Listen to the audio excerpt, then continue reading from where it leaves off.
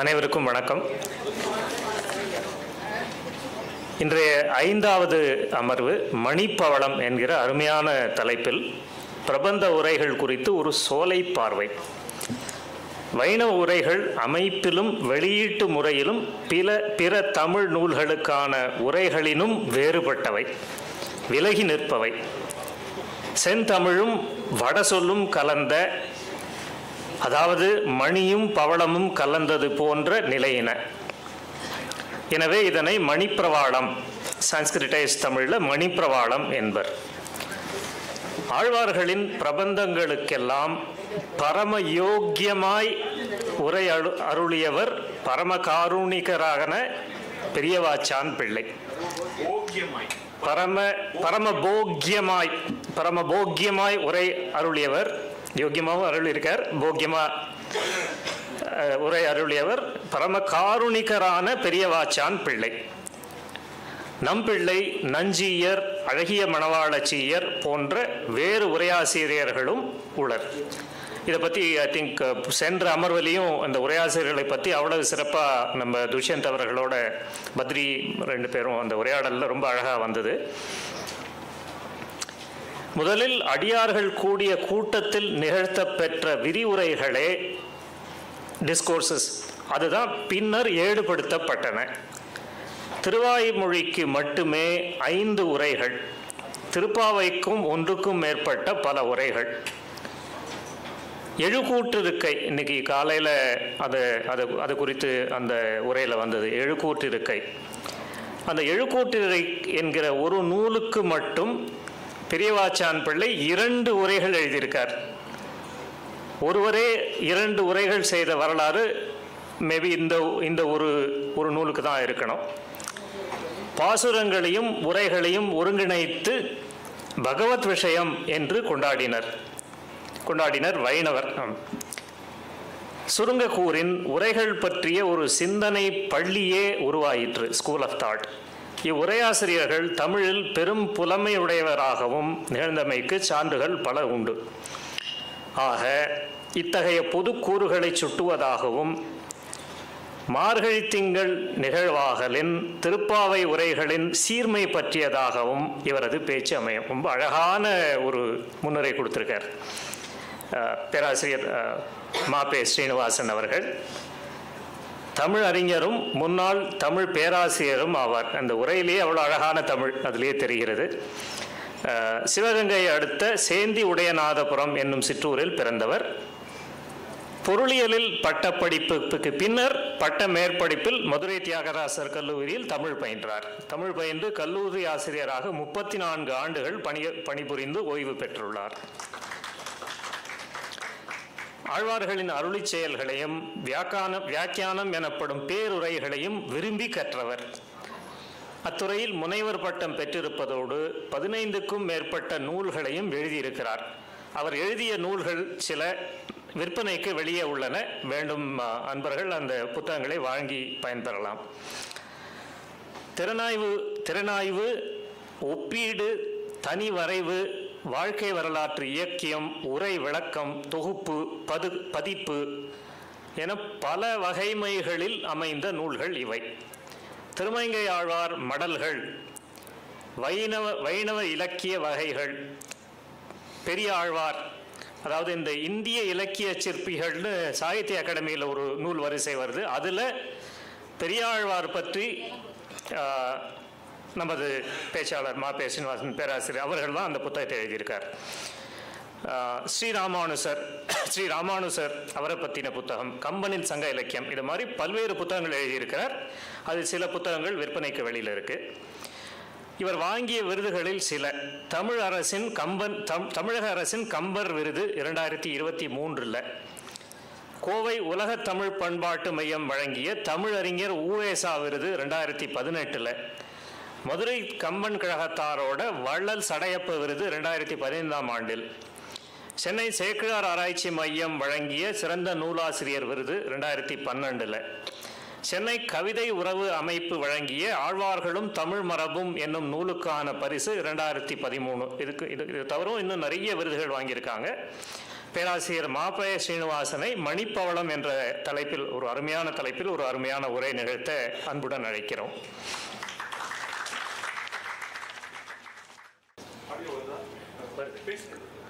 தேடரா மகிழ்த்துடையலும் மௌலியும் திருக்கிழற் குழைக்காதும் காடராமலத் திருமுகச் சோதியும் கைரவத்தோர்வாயும் மோனமாகிய வடிவமும் மார்பமும் உத்திரை திருக்கையும் ஞானதேசிகன் சரணதாமரையும் என் அயனவிட்டகலாவே.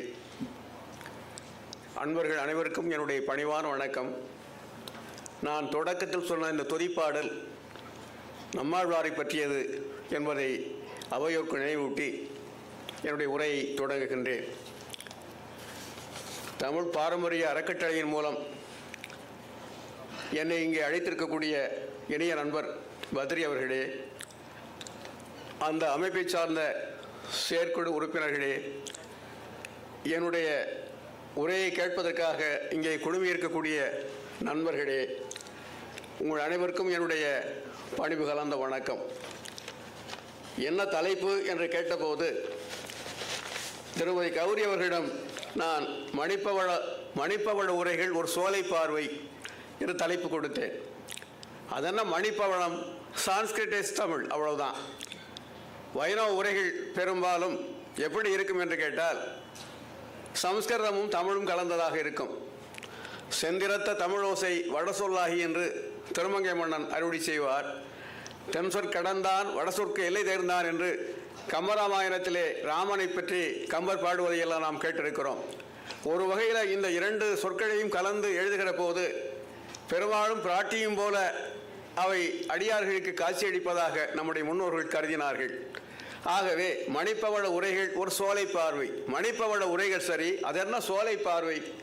வைணவர்கள், குறிப்பாக உரையாசிரியர்கள் தமிழுக்கு தந்த கொடை எண்ணி எண்ணி இன்பரக்கூடிய அளவுக்கு பல அரிய கொடைகளை அவர்கள் நமக்கு வழங்கியிருக்கிறார்கள். சோலை பார்வை என்றால் என்ன பொருள்? அடுத்து ஒரு சோலைக்கு முன்னாலே போய் நாம் நிற்கிறோம். அந்த சோலைக்குள்ளே என்னென்ன மரங்கள், இது காஞ்சி மரம், இது பாக்கு மரம், இது வாகை மரம், இது தென்னை மரம், இது பனை மரம் என்பது போல மரங்களை ஒவ்வொன்றாக பார்ப்பது ஒரு வகை. அப்படி இல்லாமல் அங்கே இருக்கக்கூடிய மரங்களையும் பூ செடி கொடிகளையும் மேலோட்டமாக பார்ப்பது ஒரு வகை. இந்த மேலோட்டமான பார்வைக்குத்தான் வைணவர்கள் ஒரு சோலை பார்வை என்று பெயரிட்டார்கள். இதை சொல்லுகிற போது உங்களுக்கு ஒரு தொடர் நினைவுக்கு வரலாம். ஆங்கிலத்தில் உள்ள தொடர் a bird's eye view, Tamil history of literature by TPM. தேப்பு மீனாட்சி சுந்தரனாருங்கிற ஒரு தமிழறிஞர் ஆங்கிலத்தில் அந்த காலத்தில் ஒரு சிறிய நூல் ஒன்றை எழுதினார். மதுரை பல்கலைக்கழக துணைவேந்தராக இருந்தபோது அப்போ Tamil history of literature a bird's eye view என்று பெயரிட்டிருப்பார். அந்த பேர்ட்ஸ் ஐ வியூ என்கிற அந்த தொடருக்கு தமிழில் சொல்ல வேண்டுமானால் வைணவ உரையாசிரியரிடம் கடன் பெற்று நாம் இதை பயன்படுத்தலாம். ஒரு சோலை பார்வை. ஒரு சோலை பார்வை என்பது மறுபடியும் உங்களுக்கு நினைவூட்டுகிறேன், மேலோட்டமாக வைணவ உரைகளை அவர்கள் படிப்படியாக உரைகளை பெருக்கிக் கொண்டே போனவர்கள் உங்களுக்கெல்லாம் தெரியும். திருவாய்மொழியில் 5 உரைகள் இருக்குது. திருவாய்மொழிக்கு அந்த 5 உரைகளையும் சேர்த்து, மூலத்தையும் உரைகளையும் சேர்த்து பகவத் விஷயம் என்று பாராட்டுவது, கொண்டாடுவது வைணவ மரபு. பகவத் விஷயம் அந்த 5 உரைகள் என்னென்ன என்று கேட்டால், 6000 படி என்கிற உரை திருக்குறுகை பிரான் பிள்ளான் என்கிற பெரியவர் செய்தது. அவர் ராமானுஜருக்கு நெருங்கிய உறவு அம்மாம்சை என்று நான் நினைக்கிறேன். திருக்குறுகை பிரான் பிள்ளான். அதுக்கு அடுத்து 9000 படி நஞ்சியர். 12000 படி காலத்தால் பின் வந்தது. இருந்தாலும் அதை அடுத்தபடியாக நாம் சொல்லலாம். அழகிய மணவாள செய்யர் என்று அவருக்கு பெயர். ஒரு முக்கியமான ஒரு செய்தியை அவரை பொறுத்த வரைக்கும் நான் இங்கே நினைவூட்ட விரும்புகிறேன். எல்லா உரையாசிரியர்களை காட்டிலும் ஆழ்வார்கள் பாடி யாப்பியல் பற்றிய செய்திகளை முதலாக குறிப்பிட்டவர் அவர்தான். இதனால் என்ன விருத்தம், இது இதனால் என்ன விருத்தம், இது இதனால் என்ன விருத்தம் என்று விளக்கி சொல்லிக் கொண்டே போவார். யாப்பியல் சிந்தனையுடைய ஒரு பேரறிஞராக விளங்கியவர் தான் அழகிய மணவாள செய்யர். அந்த அழகிய மணவாள செய்யர் 12000 படி உரை செய்தார். அது காலத்தால் பின் வந்தது. அதற்கு அடுத்தது நாம் சொன்னோம் அல்லவா, பரம போக்கியமாய் உரையருடையவர் பரம காருணிகரான பெரியவாச்சான் பிள்ளை. அவருடைய உரை 24000 படி. 24000 படி 36000 படி 5வது உரை. அதை பல பேர் இன்றைக்கும் குழப்பிக் கொண்டிருக்கிறார்கள். பேரறிஞர்கள் சிலர் கூட தவறாக புரிந்து கொண்டு எழுதியிருக்கிறார்கள். அந்த 36000 படியை சில பேர் வடக்கு திருவதி பிள்ளை என்று ஆங்கிலத்தில் நூல் எழுதிய சில பேர் குறிப்பிட்டிருக்கிறார்கள். அந்த 36000 படியை சொன்னவர் நம்பிள்ளை, ஏடுபடுத்தியவர் வடக்கு திருவதி பிள்ளை. ஆக வேண்டுமானால் இப்படி சொல்லலாம், ஏடுபடுத்தியவர் என்றால் இப்போ நான் சொல்ல ஒருவர் எழுதுகிறார் என்று சொன்னால் அந்த சொன்ன எனக்குத்தான் அந்த உரையாசிரியர் பெயர் வரும். எழுதியவருக்கு எழுத்தாசிரியர் என்று பெயர். டாக்டர் வாசுப்பா மாணிக்கம் என்கிற ஒரு தமிழ் பேராசிரியர் இருந்தார். அவர் எதையுமே தெளிவாக சிந்தித்து சொல்லக்கூடியவர் சொன்னார். ஆக எழுதியவரை உரை எழுத்தாசிரியர் என்றும் சொன்னவரை உரையாசிரியர் என்றும் சொல்லலாம். உரையாசிரியர் நம்பிள்ளை, எழுதியவர் எழுத்தாசிரியராகிய வடக்கு திருவேதி பிள்ளை. ஆக இந்த வகையிலே வைணவத்துக்கு படிப்படியாக 6000 படி, 9000 படி, 12000 படி, 24000 படி, 36000 படி என்று படிப்படியாக பெருகி கொண்டு போனவை. வைணவத்தில் ஒரு மரபு உண்டு, விரித்து விரித்து விரித்து சொல்லிக்கொண்டே போகக்கூடிய ஒரு அழகை நாம் பார்க்கலாம். எல்லாத்தையும் அப்படியே சுருக்கி இவ்வளவுதான் இது என்று சொல்லக்கூடிய ஒரு சுருக்கமாக சொல்லக்கூடிய கேப்சூல் என்று சொல்கிறோமே, அதே மாதிரி சொல்லக்கூடிய ஒரு தன்மையையும் வைணவ உரைகளிலே பார்க்கலாம். இப்போ திருவாய்மொழி 1000 பாட்டு, ஒட்டுமொத்தமாக சொன்னால் 1000 பாட்டு. ஆனால் உண்மையில் எத்தனை பாட்டு இருக்கிறது? 1102 பாசுரங்கள். இந்த 1102 பாசுரங்களையும் தமிழ் 1000 என்று சொல்லக்கூடிய மரபு ஒன்று உண்டு. கொஞ்சம் 100 கூட குறை இருந்தாலும் 1000 என்று நாம் சொல்கிறோம். இந்த திருவாய்மொழி 1102 பாசுரங்களும் சுருக்கமான சாரமான பொருளை முதல் 3 பதிகங்களிலே பார்க்கலாமா? இது நம்ம முன்னோர்களுடைய, அதாவது முன்னோர்கள் எந்த அளவுக்கு ஒரு விமர்சகர்களாக இருந்தார்கள். அவர்கள் உரையாசிரியர்களாக மட்டும் இல்லை, அந்த நூல்களை படித்து கருத்து சொல்லக்கூடிய விமர்சகர்களாக இருந்தார்கள். நம்ம போகிற போக்கில் ஒரு பாட்டை தமிழில் படிப்போம். அதாவது விருத்தம் என்னும் பரணிக்கோர் ஜெயங்கொண்டான் வெண்பாவிற் புகழேந்தி, வெண்பாவிற் புகழேந்தி, விருத்தம் என்னும் அந்த பாட்டுக்கு கம்பன் பரணிக்கோர் ஜெயங்கொண்டான் என்றெல்லாம் படிக்கிறோம். இது மேலோட்டமாக படித்தால் ஏதோ ஒன்றும் ஒரு வகையில் சிறந்தது என்று சொல்லிவிட்டு போயிருக்கிறார் என்பது போல தோன்றும். அப்படி சொன்னவர்கள் ஒரு வகையில் திறனாய்வாளர்கள். இப்போ எத்தனை வெண்பால் நூல்களையும் படிச்சிருக்கணும், எத்தனையோ வெண்பால் நூல்களை படித்து தான் என்ன சொல்லியிருக்கணும்? வெண்பாவிற் புகழேந்தி. எத்தனை பரணி நூல்களை அவன் படித்திருக்க வேண்டும். அப்படி படித்த பிறகுதான் பரணிக்கோர் ஜெயங்கொண்டான் என்று அவனால் சொல்லியிருக்க முடியும். அது மாதிரி திருவாய்மொழி முழுவதையும் படித்து படித்து அதில் தோய்ந்து தோய்ந்து கடைசியாக ஒரு முடிவுக்கு வந்தார்கள். திருவாய்மொழியுடைய 1022 பாடல்களுடைய அடங்கிய திருவாய்மொழி முழுவதையும் முதல் 3 பதிகங்களிலே பார்க்கலாம். அதன் சாரத்தை முதல் 3 பதிகங்களிலே பார்க்கலாம். முதல் 3 பதிகங்களின் சாரத்தை முதல் 3 பாடல்களிலே பார்க்கலாம். முதல் பதிகத்தின் முதல் 3 பாடல்களில் பார்க்கலாம். முதல் 3 பாடல்களின் சாரத்தை அந்த முதல் பாட்டில் பார்க்கலாம். அந்த முதல் பாட்டினுடைய சாரத்தை உயர்வர உயர்நலம் உடையவன் என்கிற முதல் அடியில் பார்க்கலாம். மேலொரு பொருளும் இல்லா மெய்ப்பொருள் என்று எடுப்பான் கம்பன் பின்னால. உயர்வர உயர்நலம் உடையவன் என்கிற இந்த தொடரையே கம்பன் தன்னுடைய ராமாயணத்திலே உயர்வர உயர்நலம் உடையவன் என்பதை எளிய தமிழில் இன்னும் விளக்குவதாக கருதி மேல் ஒரு பொருளும் இல்லா மெய்ப்பொருள் கால்தரை தோய வந்து கற்புல குற்றதமா என்று வாலிவதை பிளரத்தை பாடுவதை பார்க்கிறோம். ஆக எந்த அளவுக்கு ஆழ்வாருடைய இந்த உரைகளெல்லாம் படித்து படித்து, ஆழ்வாருடைய பாசுரங்கள் எல்லாம் படித்து படித்து, அந்த உரைகளையெல்லாம் உள்வாங்கி அதை அனுபவித்து நமக்கு திரட்டுப்பால் போல நீ விரிவாக படிக்க வேண்டாலும் படித்துப்பார். 6000 படி, 9000 படி, 36000 படி வரைக்கும் படி. அதை சுருக்கமாக தெரிந்து கொள்ள வேண்டுமானாலும் இப்படி தெரிந்து கொள். திருவாய்மொழி முழுவதையும் படிக்க நேரமில்லை, அதை மனனம் செய்யவும் எங்களுக்கு வாய்ப்பில்லை என்று நினைக்கக்கூடியவனுக்கு வழிகாட்டுவது போல நம்முடைய முன்னோர்கள் சொன்னார்கள். புறத்தையும் படி முடியலைன்னா முதல் 3 பதிகங்களை படி, அதுவும் முடியவில்லை என்று சொன்னால் அந்த முதல் பதிகத்தில் உள்ள 3 பாடல்களையாவது படி, அதுவும் முடியலை என்றால் முதல் பாட்டையாவது படி, அதுவும் முடியலை என்ன உயர்வர உயர்நலம் உடையவன் என்கிற அந்த 3 சீர்களாகிய 3/4 அடியையாவது தெரிந்து கொள். இது வைணவர்கள் சுருக்கமாக இப்படி வழிகாட்டக்கூடிய முறை திருப்பாவைக்கு உண்டு. பட்டர் சொன்னார் அந்த காலத்தில், விடிவோரை எழுந்திருந்து 30 பாசுரங்களையும் ஒருவன் சொல்ல கடவன். சிற்றஞ்சிறுகாலை இங்கே வரும்போது சொல்கிறார், 30 பாசுரங்களையும் ஒருவன் சொல்ல கடவன். முடியலைன்னா மாட்டிச்சலனாகின்பார். மாட்டிச்சலாகினா அவனால் முடியாமல் போச்சுன்னா முன்னோர்கள் அப்படிலாம் சொன்னாங்க, அனுசந்தித்தார்கள், மனப்பாடமாக சொன்னார்கள். 30 நாளும் நம்மளால் முடியலையேன்னு நினைக்காவது செய்யினார். நம்மளால் முடியலையே திருப்பாவை பாட்டுகளை பற்றி பேசவோ நினைக்கவோ சொல்லவோ முடியலையேங்கிற நினைக்கவாது செய், அந்த நினைப்பே உன்னை கடையேற்றும் என்பது போல சொன்னார்கள். ஆக அது மாதிரி ஆழ்வாருடைய பாசுரங்களையும் அவர்களுடைய உரைகளையும் படிப்பதற்கு முன்னால் அந்த பாசுரங்கள் எந்த வகையிலே தமிழுக்கு சிறந்தவை, பக்தி இலக்கியத்துக்கு எந்த வகையிலே அவைகள் ஆக்கப்பூர்வமாக அமைந்தவை என்பதற்கு ஒரு சின்ன உதாரணம் சொல்கிறேன். இப்போ ஆழ்வார்கள் பாசுரங்களை சொல்லுகிற போதெல்லாம் ஆழ்வார்கள் அமுது என்று சொல்கிறோம், ஆழ்வார்கள் அமுது என்று சொல்கிறோம். இறைவனுக்கே அமுதன் என்று பேர்.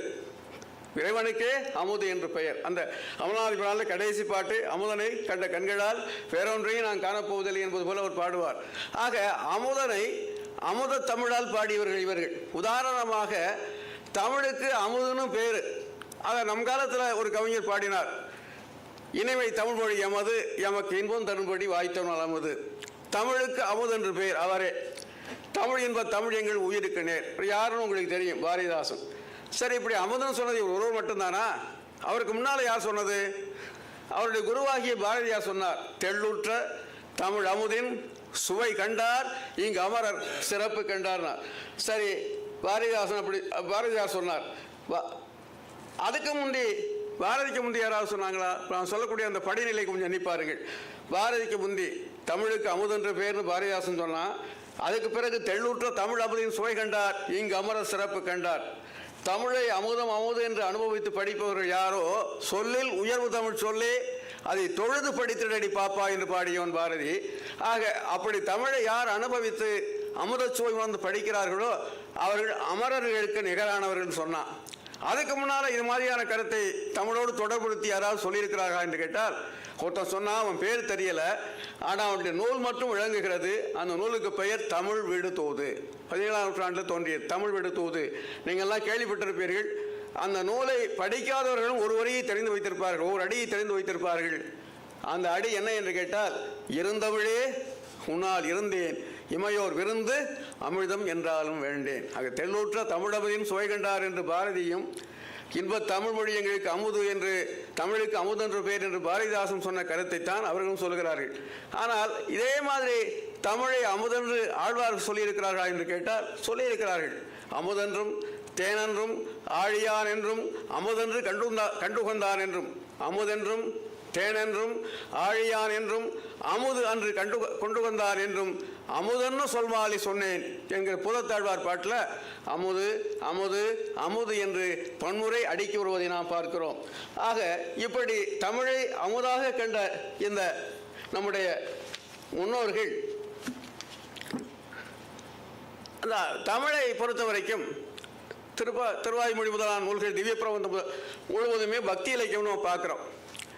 இந்த பக்தி இலக்கியத்தை பற்றி பேசுகிற போது தமிழ் இலக்கியங்களில் பூந்து நான் திவ்ய பிரபந்தம் எப்படி இருக்கிறது, திருமுறைகள் எப்படி இருக்கிறேன்னு பார்வதற்கு முன்னால் பொதுவாக ஒரு கருத்து அறிஞர்களால் சொல்லப்பட்டு வருகிறது. அது என்னன்னு கேட்டால், லத்தீன் சட்டத்தின் மொழி, லாங்குவேஜ் ஆஃப் லா. ஹீப்ருங்கிறது அறநெறி சார்புடைய மொழி, எத்திக்ஸ். சமஸ்கிருதம்ங்கிறது தத்துவத்துடைய மொழி. ஆங்கிலம், பிரெஞ்சு, ஜெர்மன் முதலானவை சயின்டிஃபிக் அட்வான்ஸ்மெண்ட், அறிவியல் தொழில் சார்ந்த அந்த துறையினுடைய மொழி. இப்படி ஒவ்வொன்றுக்கும் ஒவ்வொரு மொழியை நம்முடைய அறிஞர்கள் சொன்னார்கள். லத்தீனை சட்டத்தின் மொழி என்றும், ஹீப்ருவை அறநெறி சார்புடைய சமயத்தின் மொழி என்றும், சமஸ்கிருதத்தை தத்துவத்துடைய மொழி என்றும், ஹீப்ரு என்பதை அறநெறி சார்புடைய மொழி என்றும் சொன்னார்கள். அதை டிபிஎம் என்கிற ஒரு அறிஞர், டிபி மீனாட்சி சுந்தரனார், தேப்போமி, if Latin is a language of law, if Sanskrit is a language of ethical religion என்று சொல்லிக்கொண்டே கடைசியில் Tamil is a language of divine literature என்று குறிப்பிடுவதை பார்க்கிறோம். இப்படி அவர் சொல்லியிருக்கிறாரு. தமிழ் பக்தி இலக்கியம் என்று ஒரு சொன்னதையே நம்ம சான்றாக எடுத்துக்கலாமா? கொஞ்சம் யோசிச்சு பார்க்கணும். தமிழ் பக்தியின் மொழி. இப்போ லத்தீன் சட்டத்தினுடைய மொழி, ஈப்ரு முதலானவை சமய சார்புடைய மொழி, ஆங்கிலம் முதலானவை விஞ்ஞானத்தினுடைய மொழி, தமிழ் பக்தியினுடைய மொழி என்று ஒரு சொன்னதையே கிளிப்பலை போல நாம் திரும்பவும் சொன்னால் அது எந்த வகையில் நியாயமாகும்? உண்மையிலே தமிழ் பக்தியின் மொழிதானா? அதுக்கான விதை எங்காவது விழுந்திருக்கா? ஒரு மரம் முளைத்திருக்கணும், ஆளும் அரசும் வேம்பும் ஒரு இடத்துல பெருமரங்களாக வளர்ந்திருக்கின்றன, தழைத்திருக்கின்றன என்று சொன்னால் அதுக்கான விதை எப்போவோ விழுந்திருக்கணும். விழுந்ததுனால அது முளைச்சிருக்கு, அது தழைச்சிருக்கு. அது மாதிரி தமிழை பக்தியின் மொழி என்று சொல்கிறோமே, அந்த தமிழ் பக்தியினுடைய மொழி என்பதற்கான அந்த விதை எங்கே விழுந்தது என்று நாம் தேடினோமானால் நமக்கெல்லாம் ஆச்சரியம். இந்த ஆழ்வார்களை பற்றி சிந்திக்கக்கூடிய இந்த மேடையில் திவ்ய பிரபந்தத்தில் அதற்கான மூலாதாரம் கிடைக்கிறது. நான் சொல்லக்கூடிய பாட்டை கொஞ்சம் கவனியுங்கள். தமிழ் பக்தியின் இலக்கியம் என்று சொன்னால் அந்த பக்தி இலக்கியத்துக்கான விதை எங்கே காணப்படுகிறது என்று பார்த்தால் திருமுறைகளிலோ வேறு எங்கோ இல்லை, அது திவ்ய பிரபந்தத்தை தான் இருக்கிறது. அந்த பாட்டை உங்களுக்கு சொல்லுகிறேன். அதை பாடியவர் திருமழிசை ஆழ்வார். நான்முகன் திருவந்தாதி, திருச்சந்த விருத்தம்னு 2 நூல் பாடியிருக்கிறார். அதில் நான்முகன் திருவந்தாதியில் அவர் சொல்லுகிறார், கதவு மனம் என்றும் காணலாம் என்றும் குதையும் வினையாவி தீர்ந்தேன்.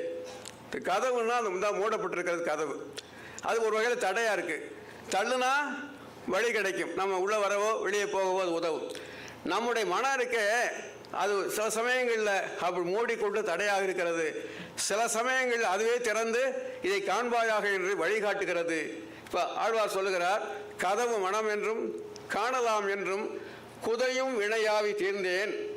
அடுத்து சொல்லக்கூடிய 2 வரிகள் மிக மிக முக்கியமானவை. விதையாக நற்றமிழ் வித்தி என் உள்ளத்தை நீ விளைத்தாய். விதையாக நல்ல தமிழ்மொழியை நீ விதைத்தாய். என் உள்ளத்தில் இறைவன் என்ன செய்தான்னா, பக்தி என்னும் பழமையான அந்த வயலுக்கு உரியவன் யாருன்னு கேட்டால் இறைவன். அவன் என்னுடைய உள்ளத்தில், இது அந்த கருத்தை அவர் தான் சொல்லுகிறார், அந்த இறைவன் என்ன செய்தான், என்னுடைய உள்ளத்தில் விதைத்தான்.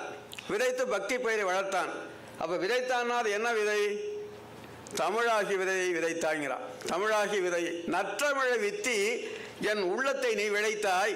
கற்ற மொழியாக கலந்து நல்ல தமிழாகிய அந்த விதையை என் உள்ளத்திலே விதைத்தாய். அப்படி விதைத்து பக்தி என்கிற ஒரு பயிர் என் உள்ளத்திலே வளரும்படி செய்தாய். இப்போ நான் முன்னா சொன்ன அந்த செய்தியோடு இவற்றை நீங்கள் இணைத்து பார்க்க வேண்டும்.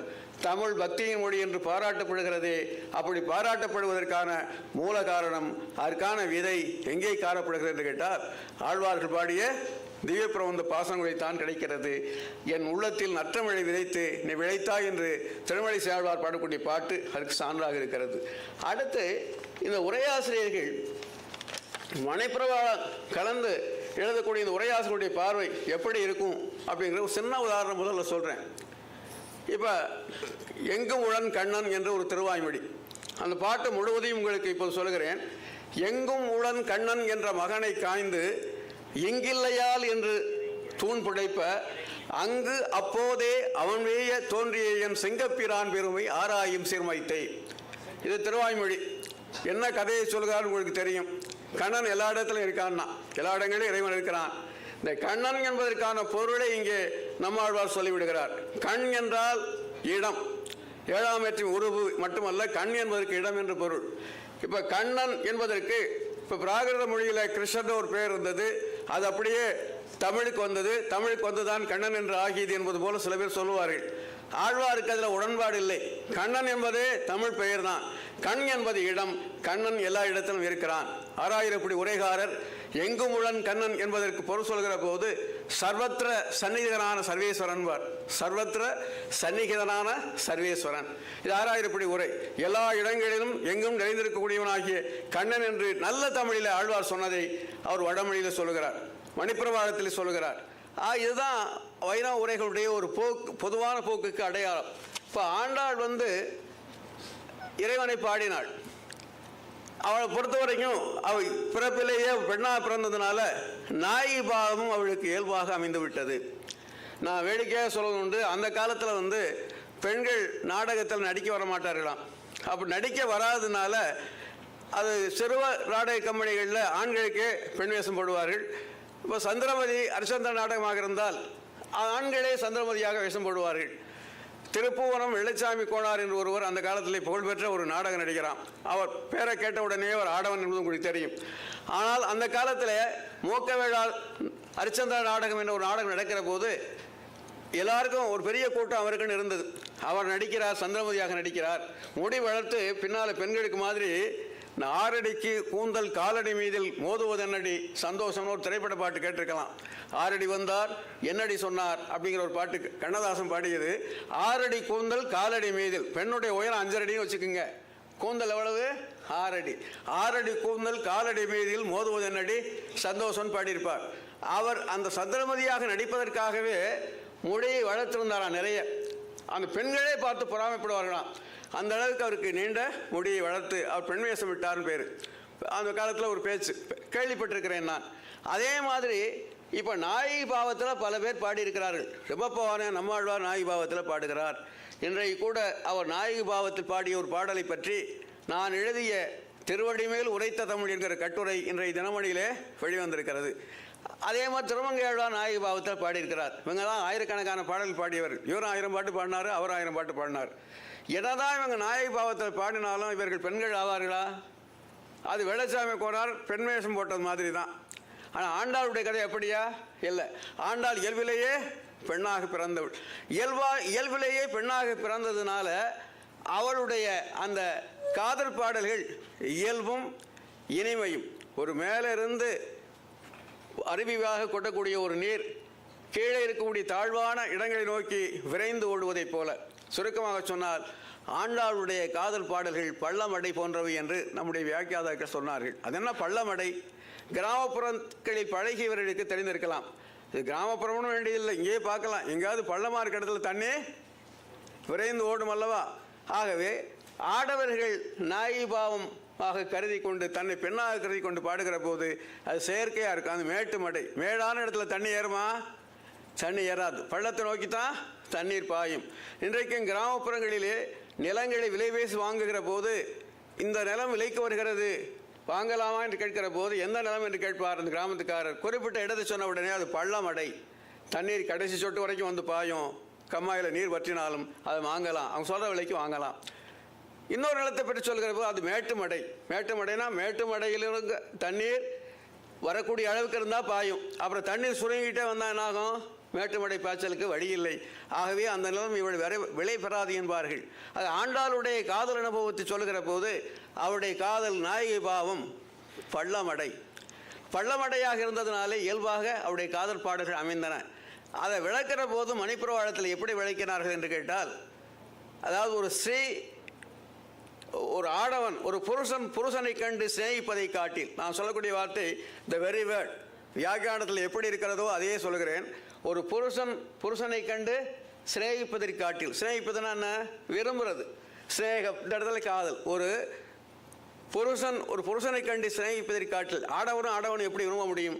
அதே சமயம் ஒரு பெண் ஒரு புருஷனை கண்டு சிநேகிக்கை பள்ளமடையாகையாலேன்னு எழுதுவார் வியாக்கியாதா பிரியவாச்சான் பிள்ளை. திருப்பாவி வியாக்கியானத்தில் அவதாரிகையிலே ஒரு புருஷனை கண்டு சிநேகிப்பதை காட்டிலும் ஒரு ஸ்ரீ புருஷனை கண்டு சிநேகிக்கை பள்ளமடையாகையினாலே ஆண்டாளுடைய பாடல்கள் சிறப்பாக இருக்கிறது என்று எழுதுவார்.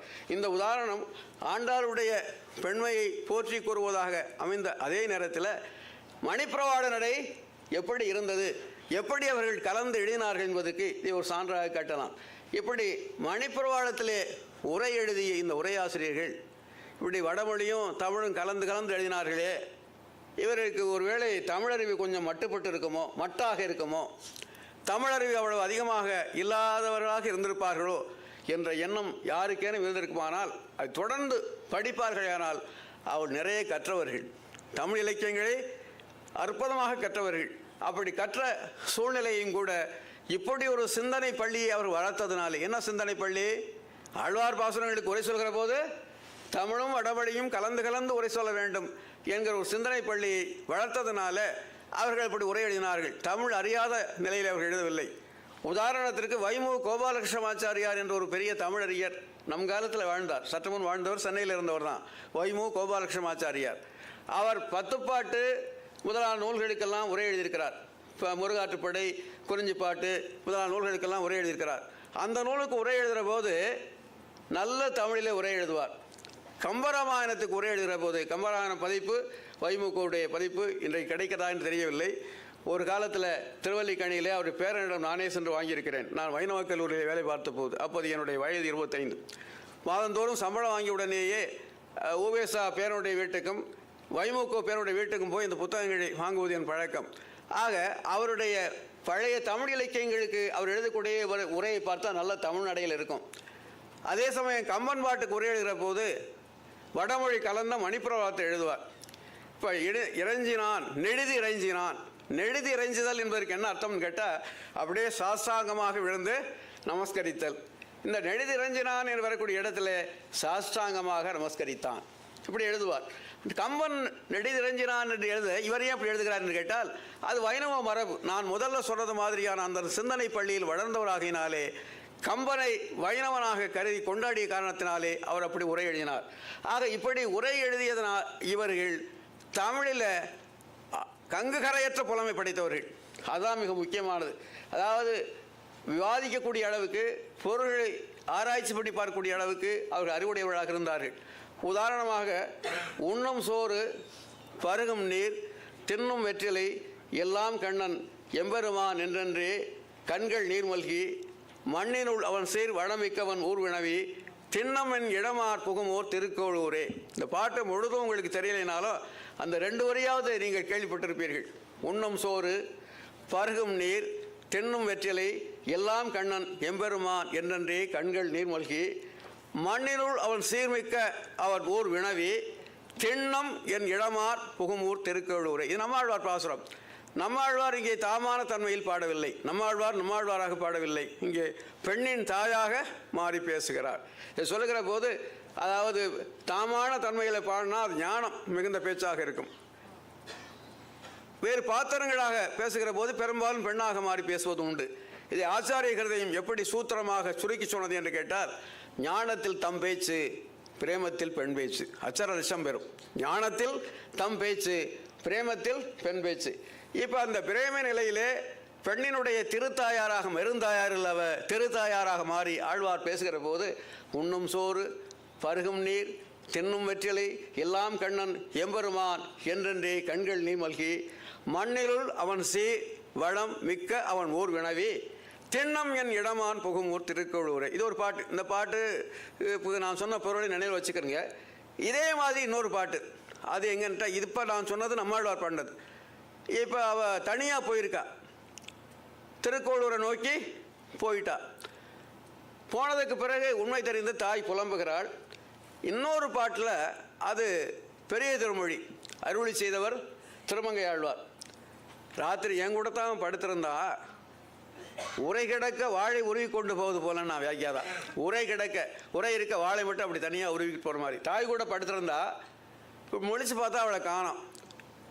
கல்வன்கொள் கரியானோர் காளை வந்து, வள்ளி மருங்குள் என்றன் மணமாதினை போத என்று, வெள்ளி வளைக்கை பற்ற பெற்ற தாயரை விட்டகன்று, அல்லல் பூங்கழனி அணியாளி புகுவர்களோ. முதல் பாட்டில் அவள் போயிட்டா. அந்த இளமான் போனது நிச்சயமாக இதுவாக இருக்கும், திருக்கோளூராக தான் இருக்கும். திருக்கோளூர் எங்கே இருக்குன்னு உங்களுக்கு தெரியும். நம்மாழ்வார் பிறந்த அந்த ஆழ்வார் நகரிக்கு மேற்கே 3 தலைவில் உள்ள சிற்றூர், அதுதான் மதுரகவி ஆழ்வார் பிறந்த ஊர். ஆக அந்த திருக்கோளூருக்கு போயிருப்பாளோ. இதில் வந்து இப்போ இந்த பாட்டு, அடுத்த பாட்டில் என் கூட அவள் தூங்கிட்டு இருக்கிற போது ஒரு காளை வந்து அவளை அழைச்சி கொண்டு போனான். அவர்கள் எங்கே போயிருப்பார்கள்? ஒருவேளை திருவாலிக்கு போயிருப்பார்களா, அல்ல வேற எங்கேனும் போயிருப்பார்களா? முதல் பாட்டில் அவர்கள் போன இடம் பற்றி ஒரு உறுதிப்பாடு இருக்கிறது. திண்ணம் என் இளமான் புகும் ஊர் திருக்கோளூரே. திண்ணம்னா நிச்சயம். ராமபானம் இலக்கு தப்புமான்னு கேட்டான் வியாக்கியாதா. ராமபானம் இலக்கு தப்புமான், டார்கெட் ஆஃப் அட்டாக் நிச்சயமாக போய் சேரும். நிச்சயமாக அவள் திருக்கோளூர் தான் போயிருப்பா, அவளை பற்றி கவலையப்பட வேண்டாம் என்பது திருத்தாயார் பாசுரம், நம்மாழ்வாருடைய திருத்தாயார் பாசுரம். ஆனால் இந்த பாட்டில் ராத்திரி ஒருத்தன் வந்தான், அவன் கல்வன்கொள் கரியான் ஒரு காளை வந்து, அவன் திருடனாக இருப்பானோ, கருப்பாக இருந்தான், அந்த இளைஞனாக இருந்தான், அவன் யாருன்னு எனக்கு தெரியலை, வந்தான். வள்ளி மருங்குள் என்ற மடமானினை போதை என்று இவளுக்கு தெரியவே கூட்டி போகிறான். இருந்தாலும் இவள் செயலற்றவளாக இருக்கிறாள். அதனால தான் உரை இருக்க வாழை உருவி கொண்டு போவது போலே என்னுடைய பெண்ணை அவன் கொண்டு சென்றான். வெள்ளி வளைக்கை பற்ற, அது வெள்ளி வளைக்கை, வெள்ளியினாலான அந்த வளையலை அணிந்திருக்கிறாள். பற்ற வெள்ளியினாலும் வளையல் அணிந்தார்கள் என்ற ஒரு செய்தியையும் தருகிறது. எப்போவுமே இலக்கியம் வந்து அந்த காலம் காட்டக்கூடிய கண்ணாடி. Literature is a mirror of the age என்பான் வெளிநாட்டு திறனாய்வாளர்கள். வெள்ளி வளைக்கை பற்ற பெற்ற தாயரை விட்டகன்று. தாயரைன்னு சொன்னது காரணம், பெற்ற தாயாகிய நற்றாய், வளர்ப்பு தாயாகிய செவிலித்தாய் மற்றும் தோழிமார்கள் இவர்களையெல்லாம் விட்டு அகன்று, அல்லல் பூங்கழனி அணியாளி புகுவர்களோ. இந்த 2 பாட்டை பற்றி ஒரு சம்வாதம் ஆச்சாரியர்களுக்கிடையே நடக்கிறது. அது ஆளவந்தார் கோஷ்டியிலே. ஆளவந்தார் கோஷ்டின்னா அந்த அவர்கள்லாம் அவரும் சீடர்களுமாக இருக்கக்கூடிய கூட்டத்தில் இதில் எந்த பிராட்டிக்கு வருந்துவது? தனியாக போய் திருக்கோளூர் போனால அவளுக்காக வருந்துவதா, அல்லது தானும் தலைவனுமாக தலைவன் வந்து அழைக்கக்கூட போனாலே பெரிய திருமணிப்பா அவளுக்காக வருந்துவதா? இப்போ நீங்களே சொல்லுங்கள், யாருக்காக வருந்துவது? அவையோராகி உங்களை பார்த்து நான் கேட்கிறேன், தனியாக போனவளுக்கு வருந்துவதா, அல்லது தானும் தலைவனுமாக போனால் இந்த பிராட்டிக்கு வருந்துவதா என்கிற ஒரு விவாதம் ஆளவந்தார் கோஷ்டியிலே எழுந்த கோஷ்டினா கூட்டம், அந்த எப்படியெல்லாம் அனுபவித்திருக்கிறார்கள் எழுந்த உடனே பலரும் என்ன சொன்னார்களாம், தனியாக போனவர்களுக்காகத்தான் வருத்தப்படணும். இல்லைன்னு நாதமுனிகள். நாளும் இல்லை, தனியாக போனவர்களுக்காக வருத்தப்பட வேண்டியதில்லை. அவளுக்கு ஒரே குறி, ஒரே இலக்கு, திருக்கோளுக்கு போகணுங்கிறது. அதுதான் வியாக்கியாதா அப்படி சொல்லுவார், ராமபானம் இலக்கு தப்புமா, எந்த விதமான ஆபத்தும் இல்லாமல், இடையூறும் இல்லாமல், தடைகளும் இல்லாமல் நிச்சயமாக அவள் திருக்கோளூரை சென்று அடைந்திருப்பாள். திண்ணம் என் இடமான் புகும் ஊர் திருக்கோளூரை. ஆகவே அவளை பற்றி கவலைப்பட வேண்டாம். நான் பின்னாடி பாட்டு எப்படி முடிகிறது, அந்த பாட்டை மறுபடியும் சொல்கிறேன். கல்வொன்கொல் யான் அறியேன் கரியான் ஒரு காளை வந்து வள்ளி வருங்குள் என் மடமானினை போத என்று, போதனா வருவாயாக என்று, வெள்ளி வளைக்கை பெற்ற தாயரை விட்டகன்று அள்ளல் அம்பூங்கழனி அணியாளி பூவர் கொலோ. பாட்டு எப்படி முடியுது? பூவர் கொலோ. கொலோ என்பது ஐயச்சொல், சந்தேகம். இப்படி போகிறோம், கருக்கிருட்டு, வளைவாக ஏதோ ஒன்று கிடக்குது, நில்றான்னு கூட வந்து நிறுத்த பயந்து நில்லு போகாதே, அது பாம்போ பழுதோ, பாம்போ இல்லை பழுது, இன்னும் அப்புறம் உறுதிப்படுத்தி கொண்டால் தாண்டி போகலாம். அது மாதிரி அந்த கொலோ என்பது ஐயப்பொருள் தரக்கூடிய ஒரு சொல். அணியாளிக்கு போயிருப்பார்களா, இல்லை ராவணன் வாசலிலே போய் நிற்பார்களா? அதான் வியாக்கியாதாவுடைய அற்புதமான விளக்கம். ஒரு பாட்டுக்கு பதசாரமாக பொருள் சொல்கிறது சிறப்பு இல்லை. பாட்டை சொல்லி சொல்லி இதுக்கு அர்த்தம் இதுதான், இதுக்கு அர்த்தம் இதுதான்னு ஒவ்வொரு சொல்லாக சொல்லி கொண்டு போகிறதுல அர்த்தம் இல்லை. நம்முடைய அனுபவம் அந்த பாடலுக்கு அப்பாலும் சில சமயங்களில் எனக்கு முன்னால் பேசிய ஸ்ரீமான் அவர்கள் குறிப்பிட்டது மாதிரி, துஷ்யந்த் ஸ்ரீ அவர்கள் குறிப்பிட்டது போல, பாட்டுக்கு அப்பாலும் மேலும் மேலும் பொருள் சுரப்பதாக அந்த பாடல் அமைய வேண்டும். அவர்கள் சொந்த இடத்துக்கு திருவாலிக்கே போயிருப்பார்களா, அல்லது தானும் அவனுமாய் சேர்ந்து போகக்கூடிய அந்த மயக்கத்தில் தனியாக போகிறவங்களப்பா கவலைப்பட வேண்டாம், ஒரே இலக்கு அவ திருக்கோளுக்கு போயிருப்பா. இவங்க ரெண்டு பேரும் ஒருவருக்கு ஒருவர் ஊமத்தங்காயினா தெரியாமல் சின்ன குழந்தைகள், ஏதோ அது இது மாதிரி கொய்யாக்காய் மாதிரி இருக்குது, கொஞ்சம் முள்முள்ளாகவும் இருக்காது, பச்சை குழந்தைகள் கொஞ்சம் வேறு தெரியாத விளையாட்டு பிள்ளைகள் எடுத்து வாயில் கடிச்சிட்டான். கடித்த உடனே கொஞ்சம் என்ன ஆகுன்னு கேட்டால் புத்தி பேதலிக்க ஆரம்பிச்சிடும். அதை கண்டறிந்து உடனடியாக தடுப்பு மருந்து கொடுத்து மீட்க வேண்டும். இப்போ இந்த வந்து கூட்டிகிட்டு போனானே, இந்த ரெண்டு பேருமாக சேர்ந்து அணியாளி போவார்களோ, திருவாலி நகரத்துக்கு போயிருப்பார்களா, அல்லது ராவணனுடைய வாசலிலே போய் நிற்பார்களா? திருவாலி போனால் பிரச்சனை இல்லை, ஆளிநாடனுடைய அந்த ஊருக்கு போனால் பிரச்சனை இல்லை. ஆனால் ராவணனுடைய வாசலை போய் நின்றால் குழவிக்கோடு போல அரக்கர் வாழக்கூடிய தேசம் அல்லவா, அங்கே போயிருப்பார்களோ என்ற சந்தேகம். ஆக உண்ணும் சோறு என்கிற பிராட்டிக்காக வருந்துவதா, கல்வன்கோல் என்ற பாசுரத்தில் வரக்கூடிய பிராட்டிக்காக வருந்துவதா என்று ஆளவந்தார் கோஷ்டியிலே ஒரு ஐயம் உண்டான போது, அவளுக்காக வருந்த வேண்டாம், நம்மாழ்வாருடைய திருத்தாயார் பாசுரத்திலே வரக்கூடிய அந்த பெண்ணுக்காக நான் வருந்த வேண்டியதில்லை, அணியாளி பூவர்களோ அல்லது வேறெங்காவது போயிருப்பார்களோ என்று எண்ணக்கூடிய அளவுக்கு அவர் பாடுவதனால இந்த கல்வன்கோல் பிராட்டிக்காகத்தான் நாம் வருந்த வேண்டும் என்று ஒரு இன்றைக்கு பட்டிமன்றத்தில் தீர்ப்பு சொல்கிறார்கள் அல்லவா, அது மாதிரி ஒரு தீர்ப்பை ஆளவந்தார் கோஷ்டியிலே சொன்னார்களாம்.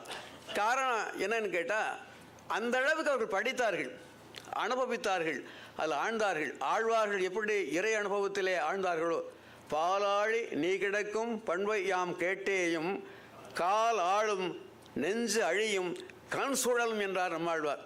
உரைகளை படித்தா கூட சமயத்தில் அப்படித்தான் இருக்கும் நமக்கு. ஏன்னா சில சமயம் இப்படி இல்லாமல் உரை எழுத முடியும்.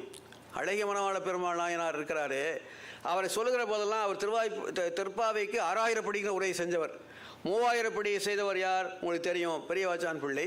6000 படி அழகிய மணவாள பெருமாள் நாயனார்ங்கிற பேரை குழப்பிக்க வேண்டாம். ஒரு காலத்தில் நாயனார் ஆழ்வார் என்ற சொற்கள் இரு சமயத்தாருக்கும் பொது சொற்களாக இருந்தன. இவரை பற்றி நான் பேசுகிறவெல்லாம் சொல்லுவேன், Morales is a poet. கார்மேனி Sengan கதுமதியம் போல் முகத்தான். கார்மேனி கருத்த உடம்பு, நிறம், கமலம் போல கண்கள், அவ்வளோதானே. கண்ணும் கமலம் கமலமே கைத்தளமும் மண்ணளந்த பாதமும் மற்றவையும் பார் முதலாழ்வார். கண்ணும் கமலம் கமலமே கைத்தளமும் மண்ணளந்த பாதமும் மற்றவையே. இப்போ இவ்வளோதானே இதுக்கு அர்த்தம். ஆனால் அவர் சொல்லுவார், கார் மேகத்திலே 2 தாமரைகள் பூத்தார் போலேம்பார் அழகிய மணவாள பெருமாள். கார் மேகத்திலே 2 தாமரைகள் பூத்தார் போலே. இதை இவர் எங்கேருந்து சொல்கிறாருன்னு கேட்டால், கம்பனை படிச்சிருக்கார். கம்பனை படித்த அனுபவம் அவருக்கு வருது, நாமளும் அதை படித்ததுனால கண்டுபிடிக்கலாம். கண்ணுற்றான் வாலி நீல கார்முகில் கமலம் பூத்து மண்ணுற்று வரிவில் ஏந்தி வருவதே போலும் மாலை. மறைந்திருந்த அம்பைதான் யாரடா இதவன் என்று கேட்க அதுக்கு பிறகு அவன் காட்சி தருகிறான் ராமன். அவன் பார்க்குற போது கண்ணுற்றான் வாலி. ராமனை பார்த்தான். நீல கார்முகில் கமலம் பூத்து மண்ணுற்று வரிவில் ஏந்தி வருவதே போலும் மாலை கண்ணுற்றான் வாலி. அப்படி கொண்டு கொட்டி பொருள் கொள்ள வேண்டும். ஆகவே நீல மேகத்தில் அந்த நீல மேகத்திலே 2 தாமரை பூத்தார் போலே கார்மேனி செங்கன் கதுமதியம் போல் முகத்தான் என்றுதானே பிராட்டி செய்யுள் செய்திருக்கிறார், பாவி பாடலை பாடியிருக்கிறார். அதற்கு இவ்வளவு நயமாக அவர் பொருள் சொல்வதற்கு என்ன காரணம்? ஆழ்வாரையும் படித்தார், ஆண்டாளையும் படித்தார், அதே சமயம் தமிழர்களையும் படித்ததுனாலே ஒரு அனுபவம். உதாரணம், இன்னைக்கு இந்த புள்ளும் சிலம்பினகான் இன்றைய நாள் பாசுரம் அதுதான் இல்லையா? அந்த புள்ளும் சிலம்பினகான்கிற வார்த்தை 2 இடத்துல வருது. உங்களுக்கு தெரியும், மனப்பாடமாக தெரிந்தவர்களுக்கு தெரியும். புள்ளும் சிலம்பினகானது இன்றைய பாசுரத்தில் வருது. 13வது பாசுரத்தில் வரும். புள்ளின் வாய் கீண்டானை பொல்லா அரக்கனை கள்ளி களைந்தானை கீர்த்திமை பாடி போய் பிள்ளைகள் எல்லாரும் பாவை கிளம்புக்கார் வெள்ளி எழுந்து வியாழ உறங்கிட்டு புள்ளும் சிலம்பினகான் போதரி கண்ணினாய். இப்போ 2 இடத்துல புள்ளும்னு வந்துருச்சே, அங்கேயும் புள்ளும் வருது, இங்கேயும் புள்ளு வருது. சரி, அந்த பொருளை இங்கேயும் சொல்லிட்டு போகணும்னு உரையாசிரியர் சொல்லலை. அதுதான் அவர்களுடைய அறிவு எவ்வளவு தீஷண்யமானது, எவ்வளவு கூர்மையானது. அங்கே புள்ளும் சிலம்பினகான் என்பது சிலம்புதல்னா ஓசை எழுப்புதல். பறவைகள் அந்த காலையில் எழுந்த உடனேயே ஓசை எழுப்புதல். அங்கே சொன்ன 6வது பாட்டில் புள்ளும் சிலம்புதல் என்பது கண் விழித்த போது, கூட்டில் விடியற் காலம் வந்துருச்சுங்கிற 5க்கெல்லாம் விழிச்சிடும் அந்த பறவைகள், 4:30 5 மணிக்கெல்லாம். அப்படி கண் விழித்த போது எழுப்பின ஓசை தான் அந்த 6வது பாட்டில் சொன்னது.